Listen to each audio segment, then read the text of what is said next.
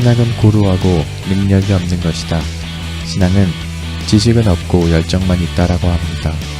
이 두 가지를 꼭 나누어야 할까요? 지금 이 시대와 교회에 신앙과 신학의 조화는 꼭 필요합니다. 신신의 그 조화의 10번째 시간, 네비우스 선교 정책과 문화협정, 지금 시작하겠습니다.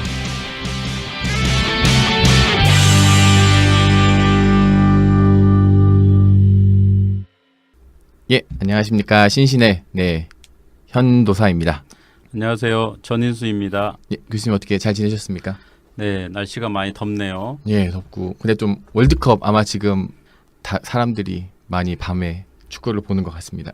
네, 저는 이제 결과만 보고 있습니다. 저도 사실 결과만 보는데 게임을 보면 재밌는 것 같아요. 네. 한국도 좀 잘 올라갔으면 좋았을 걸. 아쉬운 점이 있습니다. 그래도 뭐 독일을 이겼다고 하니.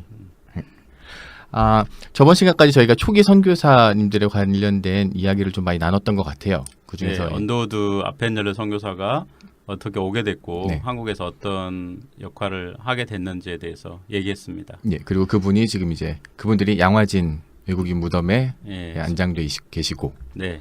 근데 그렇지만 아펜젤러 선교사님께서는 이제 사고를 바다에서 당하셔서 이제 시신을 찾을 수 없기에 빈 무덤으로 그렇습니다. 계시다고. 참 그분들을 좀 생각하면서 지금 우리가 받은 혜택들 그리고 좀 감사함을 좀 되새기는 시간을 좀 가졌으면 좋겠습니다. 교수님, 그 선교사님들이 아마 한국 조선 땅으로 당시에 많이 또 그분들 말고도 오셨을 거잖아요. 그러면은 그분들은 이렇게 하면은 선교가 성공하겠어. 혹은 이렇게 했으니 이제 선교는 좀 완성되어 가고 있는 것 같아. 혹은 안정되고 있는 것 같아를 어떻게 규정할 수 있었을까요? 일단 뭐 모든 선교사들이 똑같을 것 같은데 교인 수가 일단 늘어나야 적당한 이제 교인 수. 교인 수가 늘어나야 기본적으로 교회가 성장할 수 있다고 하잖아요. 네. 중국 교회와 일본 교회 또 우리 한국 교회가 이제 동북아시아에 있는 교회고 네. 문화도 이제 유교 문화권 그래서 이제 우리가 동아시아 문화권이라고 하는데 네. 그 세 나라의 복음이 전해졌는데 한국이 가장 성도가 빨리 폭발적으로 증가했어요. 일본이나 중국보다. 네. 그래서 한국에 온 선교사들이 더 큰 열매를 거뒀다고 볼 수가 있습니다. 그때 저번 시간에 말씀해 주셨을 때 알렌 선교사님이셨나요? 중국에서 큰 열매를 보지 못해서 이제 뭐 그렇죠. 한국으로 들어왔었는데 한국에서 훨씬 더 많은 열매를 그러게요. 맺었었군요. 중국에 있었으면은 그 용의 꼴이었을 텐데. 그렇죠. 알렌 선교사님 저희들이 뭐 알지 잘 못했을 텐데요. 그렇죠. 한국에 오니까 이제 용보다는 못하지만 어떤 큰 뭐 호랑이 머리 같은 그런 존재가 된 거죠. 그렇죠. 광해원의 설립 그렇죠. 자도 되시고. 그래서 선교사님들이 이제 교회가 성장하면 기본적으로 이제 선교 열매가 맺히고 있구나. 네. 당연히 그렇게 생각할 거고요. 또 교리적으로 기독교적 신앙을 잘 정착된다면 네. 기본적으로 선교사님들이 한국 교회가 발전하고 있구나 그렇게 생각하지 않겠어요? 그렇겠죠. 근데 이런 건 어떨까요? 한국 신자들이 예수님을 잘 믿는 것 같은데 헌금은 잘 안 한다. 예를 들면 뭐 복음을 잘 전하지 않는다. 네. 목사님한테 월급을 않는다. 그러니까 목사님의 월급을 선교사에게 의존한다. 막 그런 일이 생기면은 선교사님들 고민이 크겠죠. 뭐 다른 말로 하면 좀 자립이 경제적 자립이라든지 어떠한 신앙적 자립 그런 것이 좀 안 될 경우. 특별히 그 한국 교회사에 라이스 크리스찬이라고 있어요. 라이스는 쌀이라는 얘기입니다. 네네. 그게 뭐냐면은 돈 때문에 예수를 믿는 거예요. 당신이 이제 쌀 곡식이나 어떤 먹을 것 때문에. 라이스는 이제 그 경제적인 걸 얘기하는데 그렇죠. 경제적인 것 때문에 예수를 믿는 신자들이 당시에 상당히 있었어요. 예를 들면 이런 겁니다. 선교사님들이 좀 당황스러웠던 게 어떤 한국인 신자가 매주 예배를 와요. 근데 이제 갈 때마다 선교사들님 눈치를 한 번씩 주고 가요. 그런데 이제 어느 날은 그 한국인 신자가 참을 만큼 참았다는 눈빛으로 선교사한테 오더니 내가 이렇게 예배 자주 이렇게 오고 있는데 왜 월급을 주지 않습니까? 뭐 이런 식으로. 그게 정말 실제적으로 있었던 실제로 일이에요. 있었습니다. 왜 돈을 주지 않습니까? 뭐 이런 식으로. 그다음에 복음을 전하는 한국의 신자들도 네. 뭐 예수님에 대한 어떤 열정 때문에 복음을 전하는 사람도 있었지만 일부는 복음 전하는 거를 경제적인 이유 때문에 복음을 전하는 거예요. 왜냐하면 선교사님들이 복음을 전하는 수고로 수고비를 줄 거 아니에요. 그렇죠. 뭐 교통비라든가 아니면 생활비 일부를 보조해 주는데 그것 때문에 복음을 전하는 사람도 있었어요. 그렇긴 해. 예전에 그 이재철 목사님이라고 그분께서 그 사경회 하신 적이 있었거든요. 장로회 아마 신학대학원이었었던 것 같아요. 그때 주제가 뭐 하나님의 이름을 내 욕망으로 사용하지 말자. 아마 뭐 이런 주제였었던 것 같은데, 그러니까 네.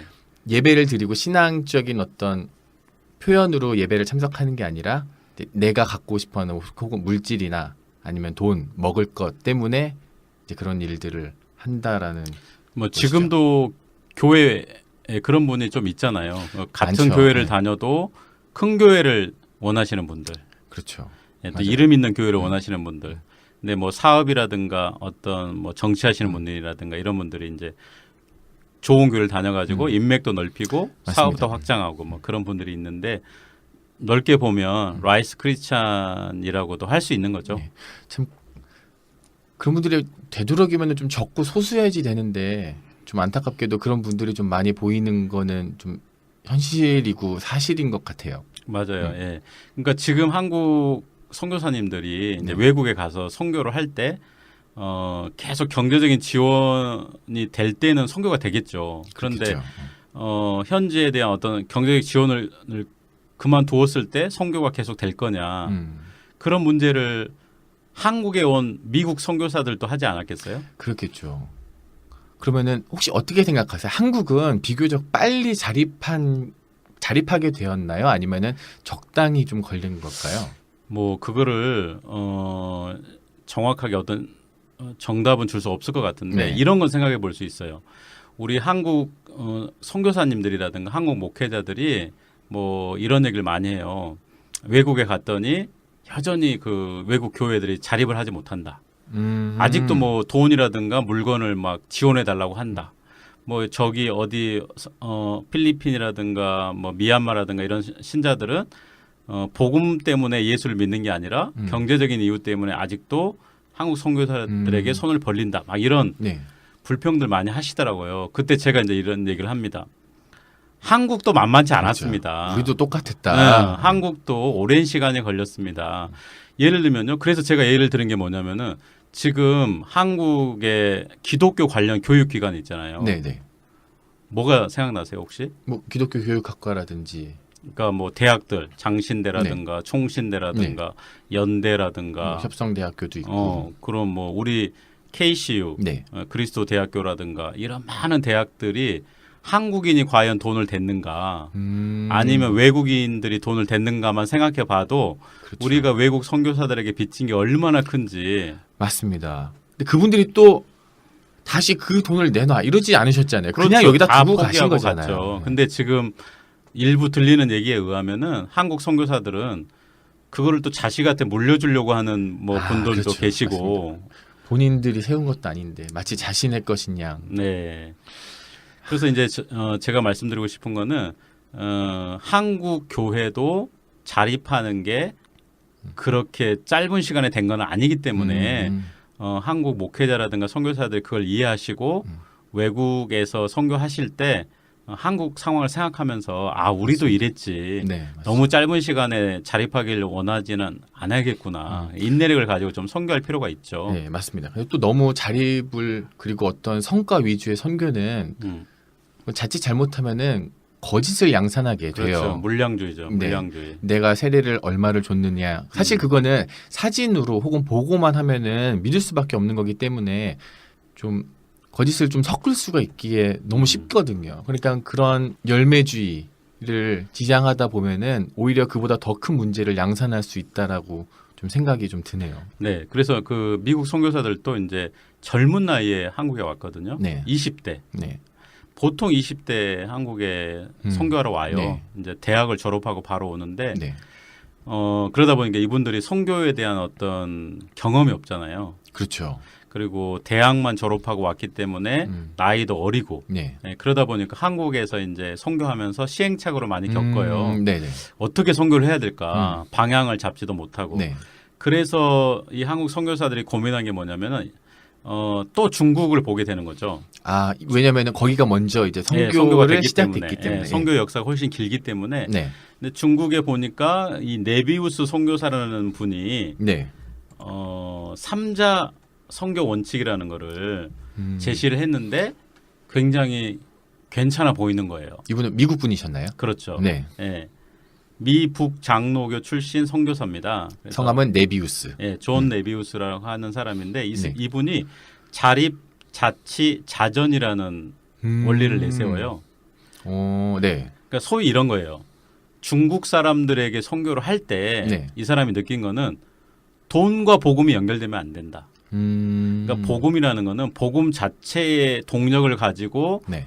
복음이 전해져야 되고 교회도 세워져야 되고 그다음에 교회도 중국 사람들이 운영해야 되고 중국 사람들의 목회자의 돈도 돼야 되고 아, 그게 네네. 뭐냐면은 선교사들이 자꾸 지원을 해주니까 중국인들이 수동적인 존재가 돼버리는 거예요. 그리고 복음 자체보다는 돈에 더 기울어지는 거죠.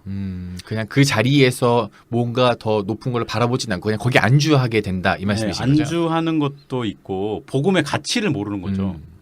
그러니까 복음 때문에 전도자가 돼야 되고 복음 네. 때문에 우리의 힘으로 교회를 세워가야 되는데 자꾸 이제 뭔가 하려다 보면 선교사를 자꾸 보게 되는 거예요. 선교사에게 손을 벌리게 되는 거죠. 네네네. 아 이렇게 해서는 중국 교회가 자립할 수 없겠다. 그래서 이제 자립 스스로 서는 거예요. 자립, 네. 자치 스스로 운영하는 거, 네. 자전 스스로 전하는 거. 이 원리를 가지고 그 젊은 한국 선교사들에게 네. 이 원리를 제시한 거죠. 아 그러면 쉽게 말하면은 그런 거네요. 우선 너희 나라 사람들끼리 한번 해봐. 뭐 이런 거라고 표현할 수가 있을 것 같아요. 그러니까 선교사들은 정말 도움이 필요할 때만 도우는 역할을 해야지. 네. 처음부터 끝까지 선교사가 한국인들을 교회 운영이라든가 이런 거에 경제적으로 손대기 시작하면은 한국인들은 여전히 어린아이로 남는다는 거죠. 그러면은 이제 이 네비우스 선교사님에 따르면 선교가 요거는 좀 된 것 같아 혹은 성공한 것 같아 그럼 자립이죠. 자립. 네, 일단 경제적으로 한국 교회가 자립해야 나머지를 할 수가 있는 그렇죠. 거죠. 네. 예를 들면 현도사님이 이제 결혼하셨는데 네. 직업을 찾지 못하고 계속 부모님께 손을 벌린다. 그럼 부모님께서 얼마나 힘들겠어요. 그렇죠. 네. 그리고 부모님 입장에서 또 자녀를 사랑한다고 계속 돈을 준다고 그렇죠. 했을 때 그게 문제죠. 그 아이는 독립을 못 하잖아요. 네.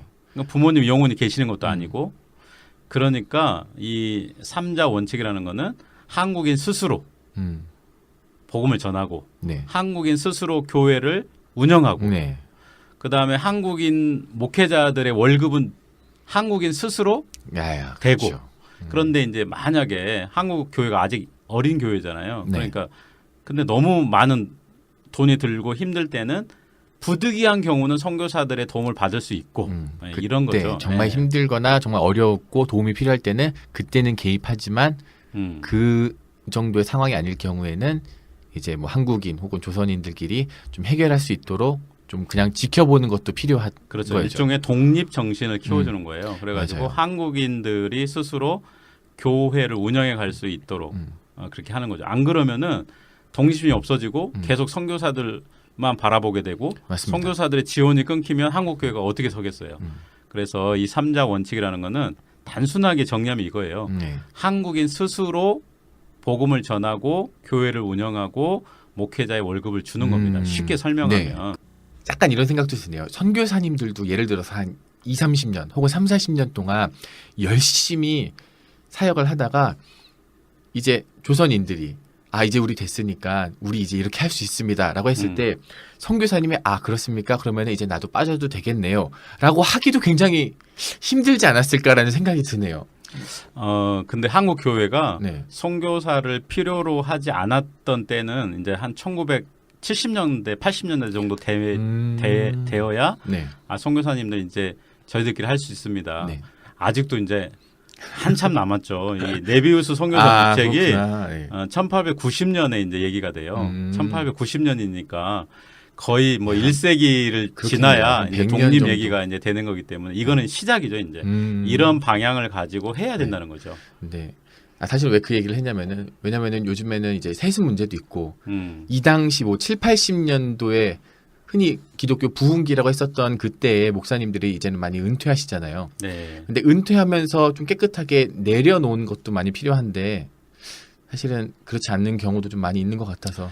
그러게요. 뭐 은퇴 자금을 뭐 억 단위, 수십억 단위 달라고 네. 그래가지고 교회가 맞아요. 분란에 휩싸여 있는 그런 경우도 있더라고요. 예, 좀 그런 부분은 좀 반성하고 좀 교회가 좀 더 교회다운 그런 모습을 좀 찾아갔으면 좋겠습니다. 이렇게 선교사님들께서 어떤 네비우스의 선교 정책 이런 것들을 받아들이면서 조선은 여러 가지 이제 시스템이나 혹은 어떠한 노력들을 많이 하는 것 같은데 그 중에서 좀 이야기를 나눠보고 싶은 것은 선교지 분할 협정 이런 것들이 있더라고요. 그러니까 복음주의란 말 많이 들어보셨죠. 한국 교회도 이제 복음주의라 하고, 근데 복음주의의 특징 중에 가장 중요한 특징이 뭐냐면 행동주의예요. 행동주의라는 네. 거는 복음을 전하려는 열정이에요, 열정. 네. 그게 이제 쉽게 얘기하면 전도라든가 선교로 나타나요. 네. 그래서 이제 미국이라든가 영국 이런 대서양을 사이에 낀 이 북미와 영국을 중심으로 18세기에 이제 복음주의라는 게 운동이 일어나는데 네. 이 복음주의 운동이 폭발하면서 선교도 같이 폭발하는 거예요. 네. 왜냐하면 이 복음주의 가장 중요한 특징이 행동주의. 가서 혹시 복음을 전하라. 약간 전하라, 그 그렇죠. 말씀을 그대로 받아들여서 그렇죠. 나간다 이런 나가죠. 거죠. 그래서 18세기부터 선교가 활발하게 시작이 되면서 19세기에 개신교가 이제 이 전 세계로 전파되는 거죠. 그러면서 한국까지 이제 복음이 전해지는데 얼마나 많은 선교사들이 세계로 투입이 됐겠어요. 그렇겠죠. 이제. 그때 막 파파파박 엄청 나갔을 그렇죠. 거죠. 그래서 특히 미국을 중심으로 해가지고 열정을 가진 젊은 사람들이 남녀 구분 없이 전 세계로 이제 가게 된 거예요. 네. 근데 미국이나 한국 교회 특징이 교파 교회잖아요. 그렇죠. 그때 말씀하신 것처럼 뭐 미북 장로교회에서 파송하고 그렇죠. 남장로교에서 네. 또 파송하고 난감리교에서 파송하고. 그렇죠. 근데 장갑만 있습니까? 예를 더 들면 있죠. 뭐 성결교도 한국에 있고 침례교도 있고 막 굉장히 이제 교파가 많잖아요. 네. 문제가 뭐예요? 다른 선교사님들께 서로 혹시 분란 혹은 논쟁? 그렇죠. 한 지역에 다양한 교파의 선교사들이 들어갔을 경우에 네. 경쟁을 할 수밖에 없잖아요. 그렇죠. 예. 가톨릭 교회 같은 경우는 교황을 중심으로 일률적으로 통제가 되잖아요. 그렇습니다. 그런데 우리 개신교는 그런 게 없잖아요. 맞아요. 장로교는 또 장로교 통제를 받아야 되고. 네. 근데 장로교가 하나가 아니라 미국에서만 해도 많이 있죠. 많이 있고 캐나다는 또 캐나다 장로교가 있고 호주에는 또 호주 장로교가 있고 또 감리교도 남부에 있는 남감리교 있고 북쪽에는 북감리교 있고 막 이런 데다 보니까 가장 큰 문제가 중복 투자가 되는 거죠. 예를 들어서 뭐 어떻게 얘기해야 될까? 강서구에 있는 화곡동이 있는데 그 화곡동에 여기 이쪽에서 온 선교사님도 계시고 또 그렇죠. 저쪽에서 계신 선교사님도 계시고 한정돼 있는데 네. 자원은 한정돼 있는데 다른 선교사들이 와가지고 중복 투자, 물질이라든가 시간을 중복 투자하고 또 경쟁이 붙는 거예요. 그렇죠. 그럴 수 경쟁이 있겠네요. 붙다 보면은 좋은 모습보다는 안 좋은 모습을 보여주기가 쉽잖아요. 맞아. 이쪽으로 오려면 좀 저쪽을 깎아내리는 얘기도 그렇죠. 좀 해야 되니까. 우리가 정통이다, 뭐 맞죠. 우리 교회가 더 좋은 교회다. 좋은 모습을 보여주지를 못하는 거죠. 그래서 선교지 분할 협정이라는 거는 야 우리 그렇게 하지 말고 네. 좀 독점 체제로 가자. 예를 들면 전라도는 네가 맡고, 그렇죠. 네. 충청도는 내가 맡고. 그런데 이제 예외가 있어요. 인구가 너무 많은 곳. 약간 서울 같은 곳. 서울 한양, 같은 예. 곳. 거기는 한쪽이 독점하기에는 너무 크잖아요. 그렇죠. 그리고 양보도 쉽게 받아낼 맞아요. 수가 없고. 네네. 그래서 뭐 서울이라든가 평양, 원산 이 세 도시는 굉장히 크고 유명하니까 네. 같이 하자. 상관없다. 네. 대신에 다른 도시는 작고 또 복음이 아직 안 들어갔으니까 우리 분할해서 들어가자. 이렇게 된 거죠. 근데 문제가 뭐냐면요. 이게 장로교랑 감리교만 한 거예요. 장로교 감리교만이요? 네네. 다른 교단도 혹시 들어와 있었던 상태였나요? 아니면은 정말 오로지 장로교 감리교만 들어와 있었던 상태였나요? 다른 교단도 있긴 있었는데 네. 예, 너무 미약했던 거죠. 그러니까 쉽게 얘기하면 파트너로 네. 끼워주지 않았다고 볼 수가 있죠. 그렇구나. 네, 소외죠. 그러니까 장감이라는 게 이제 그때부터 나타나는 거예요. 장감, 장로교 감리교라는 게 어렸을 때 들었던 것 같아요. 장감이라는 장감성 뭐 이렇게. 그렇죠. 장감성하면 성로교, 성결교까지 네. 들어가는데 성자가 붙은 거는 이제 한참 후에 얘기고. 또 그게 또 한참 후에 얘기고. 한참 후에 얘기고 지금은 장감만 얘기할 수 있는. 그러니까 다른 교단은 이 또 선교지 분할 협정에 들어갈 수가 없는 이제 그런 상황이 연출이 되죠. 긍정점은 이런 거예요. 그 실제로 선교사님들의 어떤 경쟁이 많이 줄어들었고요. 네. 그 다음에 중복 투자라든가 이런 것도 줄어들게 됩니다. 소모적인 싸움이 줄어들어요. 네. 그러니까 왜냐하면 여기는 우리의 영토다, 여기는 우리 아니다, 이게 확실하게 지잖아요. 그러니까 욕심을 안 내는 거죠. 넘어가지는 않았겠죠. 그 거의 초기니까 서로 예를 들어서 난 전라도를 맡았고 넌 경상도를 맡았으니까 좀 시간이 지나가면서 조금 슬금슬금 넘어가는 게 아니라 거의 그 부분은 지켜줬었던 거예요. 일제 시대 때까지는요 거의 그게 지켜집니다. 네. 그런데 이제 문제점도 있어요. 네. 긍정점이 있지만 문제점도 있는 게 뭐냐면 작은 교단 입장에서는 어떨까요? 좀 어려웠겠죠. 그럼 마음이 어렵죠. 네. 왜 너네들끼리 다 해먹냐? 왜 너희들끼리 땅을 나눠 먹고 그래 우리도 좀 주든가 아니면 껴주든가. 그렇죠. 그리고 이미 판세를 다 갈라놔 버리니까 작은 교단들은 또 성장하기도 어렵고. 맞아요. 예를 들면 이런 게 있지 않았겠어요? 장로교가 딱 그 점령한 지역은 점령이라는 단어가 좀 그렇죠. 그렇지만 분할받은 지역은 장로교가 왠지 정통 같잖아요. 맞습니다. 또 괜히 그 안에서 다른 뭐 저희 같이 그리스도의 교회 이렇게 얘기하면은 저긴 도대체 뭐 하는 곳이야? 약간 이단 아니야? 뭐 이런 식으로도 있죠. 할 수가 있고 일종의 이제 성스러운 팟캐스트에 소주 얘기하면 좀 그렇지만 네. 우리나라 그 지방에 소주 시장이 다 분할돼 있다면서요. 맞습니다. 예. 서울로 못 올라올 수 없는 뭐 소주 이런 게 있다고 그렇죠. 하더라고요. 그리고 뭐 서울 소주도 그 지방에 함부로 들어가기 어렵고. 서울 소주도 거기에 그렇죠. 들어가기 어려운 거예요. 잘 판매가 안 되는 거죠. 그건 몰랐어요. 왜냐하면 슈퍼라든가 시장에 지방 소주가 일단 다 장악하고 있기 때문에 네. 그런 거예요. 일종의 이제 독과점이 돼버리는 거죠. 네네. 그러다 보니까 다른 교단 입장에서는 왠지 장로교와 감리교만 정통 같고 그리고 신학도 그래요. 기독교 신학은 상당히 2000년의 역사 속에서 다양해야 됩니다. 네. 그리고 지향점이 서로 다르고 그런 게 이제 신앙의 많은 요소들을 이렇게 골고루 이렇게 보여주는 거거든요. 네. 그런데 어떤 지역은 이제 장로교 특색만 들어가는 거예요. 그렇겠네요. 또 어떤 지역은 감리교 특색만 들어가고 또 이런 것도 있어요. 장로교, 감리교가 다르지만 장로교도 같지가 않아요. 어떤 데는 네. 캐나다에서 온 장로교는 굉장히 진보적이에요. 호주에서 온 장로교는 굉장히 보수적이에요. 그러다 보니까 또 같은 장로교가 들어가도 지역마다 진보와 보수 또 신학이 달라져 버리는 거예요. 야, 이건 좀 약간 좀 어렵다요. 예, 나중에 이제 이런 문제가 뭘로 발생을 하냐면은 교파 분열의 씨앗이 되는 거죠. 그러니까 왜냐하면 배운 것밖에 정통이라고 생각할 수밖에 없잖아요. 배운 거를. 맞아요. 네. 그런데 다른 걸 들으니까 이건 아닌 것 같아. 이렇게 돼버리는 거죠. 이거는 왜 어렸을 때 우리 교회는 왜 이렇게 우리 동네는 혹은 왜 우리나라에 이렇게 장로교밖에 없지? 혹은 왜 감리교가 이렇게 많은 거야라는 질문을 가졌을 때 이게 그럼 그때부터 시작된 거라고 좀 볼 수가 있겠네요. 네, 저는 이제 장로교, 감리교 사람이 아니다 보니까 네.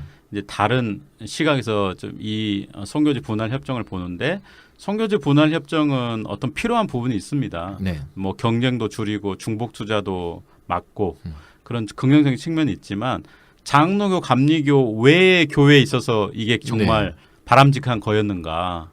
참 그거는 좀 고민해 봐야겠죠. 그러면은 아까 말씀하신 것처럼 경상도 지역을 어떤 한 교파가 받아서 거기를 담당하고 있다면은 예를 들어서 나중에 오는 선교사님들도 계실 거 아니에요. 네. 아까 말씀하신 것처럼 뭐 선결교도 있을 테고 다른 선교는 할 수 있어요. 선교는 선교는 할 수 있지만 그 지역을 이미 장로교가 장악했기 때문에 선교를 한다는 거는 굉장히 어렵죠. 제가 아까 그래서 그런 얘기를 한 거예요.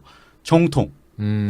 정통은 장로교가 이미 돼버린 거예요. 그 안에서는. 그렇겠네요. 그러니까 뭐 부산에 소주가 있는데 전라도 소주가 들어가기가 쉽지가 않겠죠. 그런 거라고 할 수가 있죠. 그러면 나중에 예를 들어서 장로교와 감리교만 있다가 나중에 이런 분할 협정이 다시 또 그러니까 예를 들어서 다른 후발 주자들과 다시 함께 분할을 한번 다시 하자라는 그런 논의는 없었습니다. 아, 그런 논의는 없었나요? 그런 논의는 없었고 이제 나중에 온 교회들은요, 이제 각해 전투를 해야 되는 거죠. 그렇지만 그 각해 전투가 쉽지는 않습니다. 왜냐하면 이미 판이 짜여져 있기 때문에 쉽게 설명하면 LG와 삼성이라는 재벌이 있어요. 네. 그 재벌이 뭐 핸드폰 시장이라든가 가전제품 시장을 다 장악하고 있어. 네. 근데 거기에 중소기업이 들어가서 자기의 목소리를 낸다는 것은 쉽지가 않잖아요. 그래서 장로교, 감리교 분들은 이런 인식 자체가 없었을 거예요. 그렇지만 이 한국 교회의 다양성과 또 우리 기독교 신앙의 어떤 다양한 목소리를 우리가 듣기 위해서는 이 선교지 분할 협정이라는 게 긍정적만 있었던 것은 아니다. 네. 그런 거를 좀 고민해 볼 필요가 있죠. 네.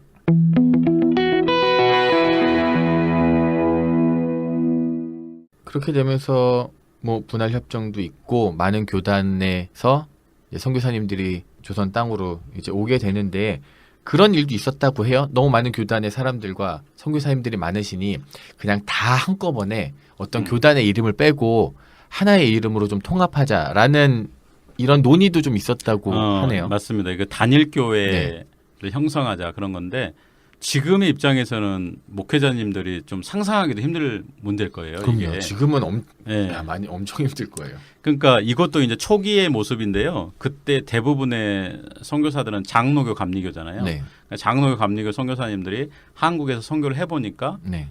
아니 한국 사람들은 기독교 문화 자체가 없는데 그럼 미국이라든가 다른 유럽처럼 기독교 신학의 역사가 깊으면서 다양한 목소리를 내 가지고 뭔가 하나의 교파가 형성된 게 아니라 네. 지금 한국이라는 땅은 완전히 기독교 자체를 모르잖아요. 그런데 그렇죠. 여기서 감리교를 전하고 장로교를 전한다는 게 선교사님들도 뭔가 문제가 있다는 걸 알게 된 거죠. 네. 아 그래서 한국 사람에게는 기독교 자체를 전해야 되겠구나. 네. 기독교 자체라는 것은 곧 예수님을 전하는 거죠. 예, 그런 생각을 하게 됐는데요. 이거는 조금 설명이 필요한 게 아까 제가 복음주의에 대해서 말씀드렸잖아요. 이 복음주의 선교사님들이 전 세계로 흩어졌는데 교파교회 선교사란 말입니다. 그렇죠. 다양한 교파를 갖고 있어요. 그런데 선교지에 딱 도착해 보니까 선교를 같이 할 수밖에 없어요. 처음에는. 네. 왜 그러냐면은 선교사님들이 한두 명밖에 없잖아요. 그렇죠. 근데 성경도 번역해야 돼. 기독교 문화도 심어야 돼. 학교도 설립해야 돼. 병원도 세워야 돼. 너무나 많은 할 일이 많은 거예요. 그러니까 혼자 하기 힘드시죠. 혼자 하기 힘들죠. 그래서 이 사람들이 협력이 필요하구나. 그렇게 생각한 거예요. 네. 협력. 그렇죠. 연합해야 되겠구나. 그런 문제의식이 발전하면서 교회도 교파교회가 아니라 그냥 기독교, 네. 개신교회를 설립하면 어떠냐. 그래서 이제 우리 한국에서도 예수교회를 세워보자. 아, 그런 논의가 있었던 명칭은 거죠. 약간 예수교회. 그렇죠. 예, 그런 교회를 한번 세워보자. 그런 목소리가 있었던 거죠. 그러니까 복음주의 선교사님들이 선교를 하면서 연합을 배운 거예요. 아, 그러니까 선교를 실제로 해보니까 아 연합 정신이 굉장히 필요하구나. 선교사님 그 연합을 강조하는 운동 있잖아요. 교회는 하나 돼야 된다. 일치해야 된다. 네. 그 운동 이름이 뭡니까? 애자로 시작하는데. 에반젤리컬인가? 자, 뭐요? 애가 뭐가 있지? 그러니까 에큐메니컬. 에큐메니컬. 네네. 아, 이거 공부했는데 이거. 이반젤리칼리즘이 바로 복음주의고 네. 에큐메니칼리즘이라는 거는 뭐냐면요. 저는 그렇게 생각하거든요. 이 에큐메니칼리즘이 복음주의에서 왔다고 저는 보고 있어요.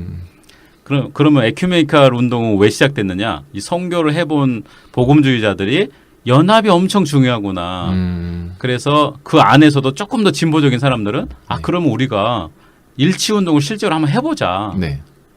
그렇게 된 거죠. 이 운동이 이제 거대한 에큐메니칼 운동으로 발전하는 거예요. 이 운동은 진짜 뭔가 약간 불이 좀 붙어서 정말 이렇게 하자라고까지 진행이 됐었나요? 그렇죠. 그러니까 지금 뭐 WCC라든가 세계 교회 협의회라는 게 지금 뭐 개신교에서는 가장 큰 단일 어떤 기구라고 할 수가 있잖아요. 그렇죠. 예, 그 운동을 지금 일으키고 있는 기구라고 할 수가 있는데 그러니까 복음주의 안에서 이 에큐메니칼 운동이라는 거대한 흐름이 생겨나게 된 거죠. 근데 이제 결국은 뭐냐면요. 같은 형제이긴 한데 복음주의 또 운동하고 에큐메니칼 운동이 또 사이가 안 좋아져요. 아, 또 거기도. 너는 왜 너무 교회 일치만 얘기하냐. 그다음에 너네들은 너무 진보적인 것 같다. 그러면서 어디가 나 진보적이고 보수적이다라는 것 때문에. 그렇죠. 사실은 뿌리는 거의 같다고 할 수가 있는데 그런 문제가 이제 생긴 거죠. 그래서 만약에 이게 단일 교회 형성이 성공했다면은 아마 장로교 감리교 없었겠죠. 그렇겠죠. 우리나라에서 어디 가도 그냥 예수교회. 예수교회 했겠죠. 그러면은 저는 그런 거 좋아요. 왜냐하면 저는 다양한 목소리를 제가 되게 존중하지만 다양한 목소리는 하나의 교회에서도 담을 수 있다고 저는 생각하거든요. 그러니까 한국이라는 나라가 있지만 여기 다양한 목소리가 있듯이 그렇죠. 하나의 교회가 있더라도 다양한 목소리를 낼 수 있다고 저는 생각해요. 이게 꼭 분할될 필요는 없다고 생각하는 거죠. 목소리 다른 사람들끼리 헤쳐 모여야 할 필요는 없다. 나는 이게 한 교회 안에서도 낼 수 있다 이렇게 생각하는데 현우사님 이거 성공하지 못했죠. 그렇죠. 성공하지 못했죠. 누가 제일 싫어했을 것 같아요? 가장 큰 단체? 선교사님들 돈 대주는 교회가 싫어하지 않았을까요? 예를 들면은 미국 장로교회 뭐 그 파송 단체들. 그래서 미국교 입장에서 야, 나 너 장로교 세우라고 너 보낸 거다. 근데 네가 지금 뭐 하는 거야? 감리교 입장에서도 장로교 감리교는 신학이 달라. 근데 왜 예수교를 세운단 말이야? 이거 안 돼. 이렇게 나올 수 있잖아요. 그렇겠네요. 그러니까 현도사님도 선교사님이잖아요. 네네네. 근데 파송 교회가 있을 텐데 맞아요. 뭐 이상 엉뚱한 교회를 세운대. 맞아요. 그러면은 내가 왜 너한테 돈을 대줘야 돼? 맞아요. 이런 문제가 생길 수 있고, 그러니까 한국에 나온 선교사들은 어느 정도 합의가 됐지만 그들을 움직이는 거는 사실 미국 본토에 있는 그런 교회들이잖아요. 그러니까 그 교회들 입장에서는 선교회라고 하는데 그 선교 입장에서는 선교사님들이 그렇게 움직이는 거를 별로 달가워하지 않았고 신학적 차이도 장로교라든가 감리교가 신학이 같지가 않습니다. 그러니까 개신교 신학에는 웨슬리 운동이라는 거대한 흐름이 있고 또 깔뱅주의, 개혁주의라는 또 거대한 흐름이 있어요. 이거는 비슷하면서도 다르거든요. 그래서 이 운동, 즉 이 신학적 흐름이 하나로 묶여진다는 것도 사실 쉽지가 않죠. 그런 문제도 있고 어쨌든 선교사님들은 또 그런 것들을 무시할 수도 없었을 것이고. 그렇죠. 그러니까 특히 이제 한국에서 실제로 선교를 해본 분들 입장에서는 야, 뭐 별로 차이도 없구만. 그렇죠. 예수 믿기만 하면 되지. 그렇게 생각할 수 있지만 미국이라든가 유럽의 입장에서는 아니 이게 이렇게 어려움과 다른 목표 지향점을 가지고 발전해 왔는데 너네들이 이렇게 함부로 무시하면 되냐. 갑자기 이걸 섞어버리면 되냐. 그럼 돈 안 대준다 너네들. 노골적으로 얘기하자면 좀 그럴 수 있겠네요. 그러다 보니까 이게 안 되는 거죠. 참 지금 아마 2018년 뭐 아마 향후 뭐 20년, 30년 지나가도 아마 이 같은 일이 일어나기는 좀 힘들 것 같아요. 뭐 모든 교파가 하나 모여서 예수 교회로 만들자 이렇게까지는 힘들 수 있겠지만. 그렇죠. 예수만 전하면 된다. 이거는 진짜 중요하고 모든 선교사들이 갖고 있어야 될 생각이에요. 그리고 돈을 대주는 우리 파송 교회 입장에서도 비록 저 선교사님이 우리 교단의 교회를 세우지 않더라도 예수를 전하면서 사역을 잘하고 있다면은 조금 넓은 마음으로 이해해 줄 필요가 있죠.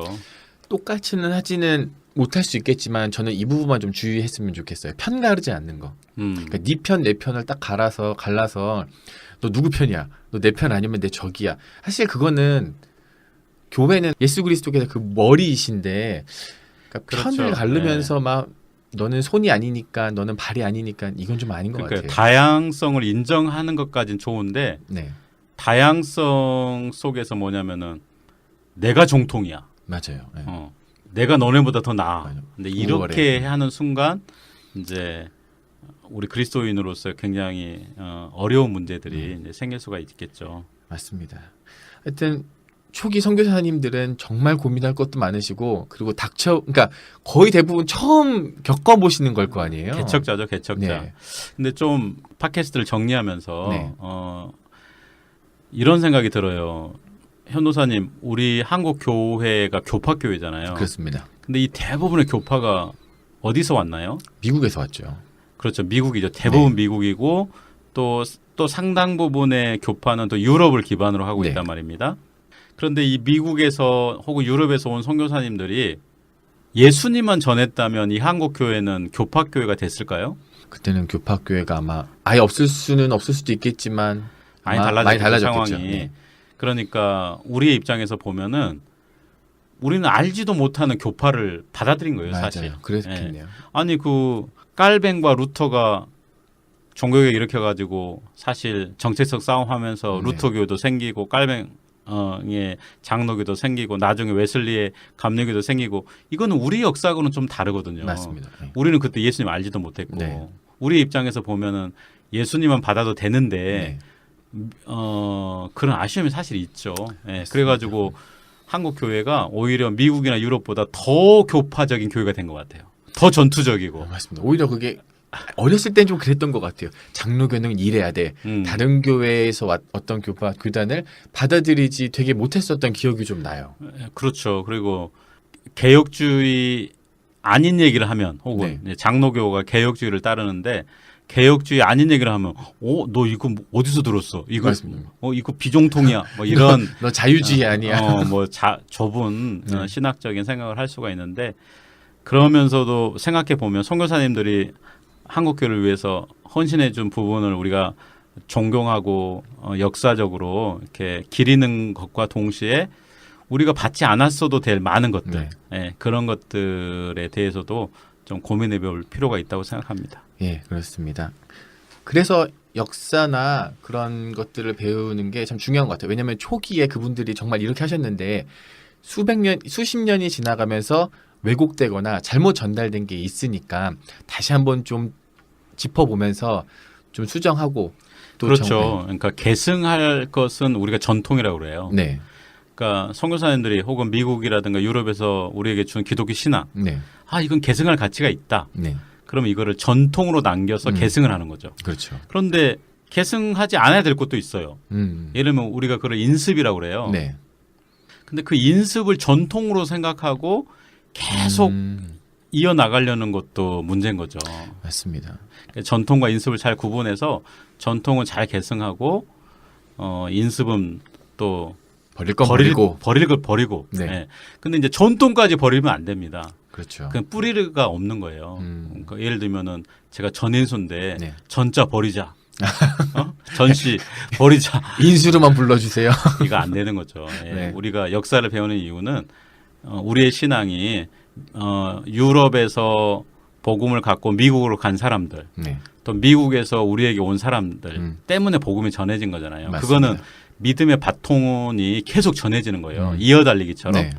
그 우리도 이 전통을 또 전해야 돼요. 네. 다른 사람들에게. 예. 그래서 전통은 굉장히 중요하고 그런 전통을 잊지 않기 위해서 또 역사를 공부하는 이유이기도 하죠. 네. 그래서 아마 현대인들은 바쁘니까 어디 가서 공부하기는 좀 힘들잖아요. 그래서 이 팟캐스트를 통해서 좀 이런 것들을 좀 나누고 더 나아가서 교회가 좀 더 교회다운 모습을 찾을 수 있도록 저희가 더 노력했으면 좋겠습니다. 예, 교수님 여기까지 하고 감사하고 저희는 또 다음 시간에 만나 뵙겠습니다. 네, 감사합니다. 감사합니다.